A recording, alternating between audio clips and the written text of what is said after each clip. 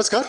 News 24/7 में आप सभी को सुस्वागत है। हाँ, केंद्रीय कानून मंत्री किरेन रिजिजू ने शनिवार को दावा किया कि भारत विरोधी गिरोह के हिस्सा बन चुके कुछ सेवानिवृत्त न्यायाधीश और कुछ कार्यकर्ता कोशिश कर रहा है कि भारतीय न्यायपालिका विपक्षी दलों की भूमिका निभाए। रिजिजू ने न्यायाधीशों की नियुक्ति से संबंधित कॉलेजियम प्रणाली की एक बार फिर आलोचना करते हुए कहा कि ये कांग्रेस पार्टी का दुस्साहस के परिणाम है। केंद्रीय मंत्री इंडिया टुडे कॉन्क्लेव में बोल रहे थे। हालांकि भारत के प्रधान न्यायाधीश की डी.वाई. चंद्रचूड़ ने बाद में उसी कार्यक्रम में कॉलेजियम प्रणाली का बचाव करते हुए कहा, हर प्रणाली दोष से मुक्त नहीं है, लेकिन ये सबसे अच्छी प्रणाली है जिसे हमने विकसित किया है। उन्होंने कहा कि इस प्रणाली का उद्देश्य न्यायपालिका की स्वतंत्रता की रक्षा करना है, जो एक बुनियादी मूल्य है। रिजिजू ने भारत में लोकतंत्र की स्थिति पर लंदन में की गई हालिया टिप्पणी को लेकर कांग्रेस का पूर्व अध्यक्ष राहुल गांधी पर निशाना साधते हुए कहा कि जो व्यक्ति सबसे ज्यादा बोलता है वही कहता है कि उसे बोलने की अनुमति नहीं है। रिजिजू ने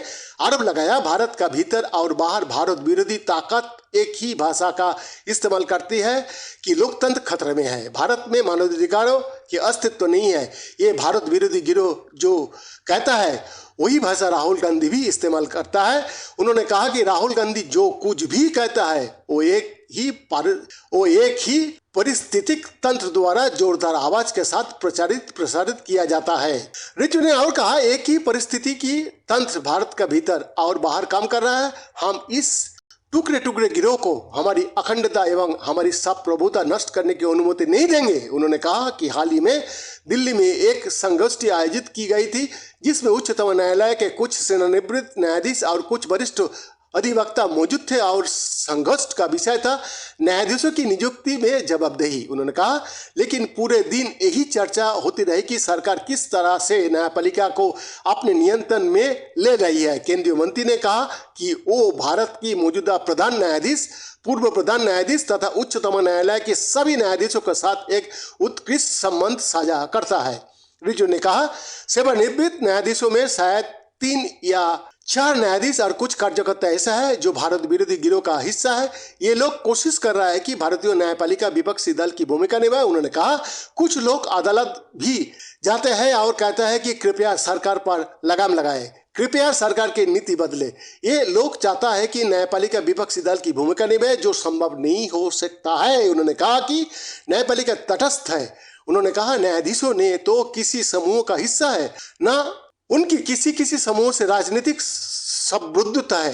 ये लोग खुले तौर पर कैसे कह सकता है कि भारतीय न्यायपालिका को सरकार के सामने और आमने होना चाहिए? ये किस तरह का प्रचार है? ये पूछे जाने पर कि क्या ऐसे तत्वों के खिलाफ कोई कार्रवाई की जा रही है? उन्होंने कहा, कार्रवाई की जाएगी, कानून को अनुसार कार्रवाई की जा रही है, कोई भी बच नहीं पाएगा। न्यायाधीशों की नियुक्ति के मुद्दे पर रिजिजू ने कहा, न्यायाधीशों की नियुक्ति की आरंभ करने और अंतिम रूप देने में न्यायपालिका की कोई भूमिका नहीं है। उन्होंने कहा, यह केवल कांग्रेस पार्टी की गलती के कारण हुआ है और बाद में उच्चतम न्यायालय ने इस तरह कार्य करना शुरू किया जिसे कुछ लोग न्यायिक अतिक्रमण की संज्ञा देते हैं। उसके बाद कॉलेजियम प्रणाली अस्तित्व में आए।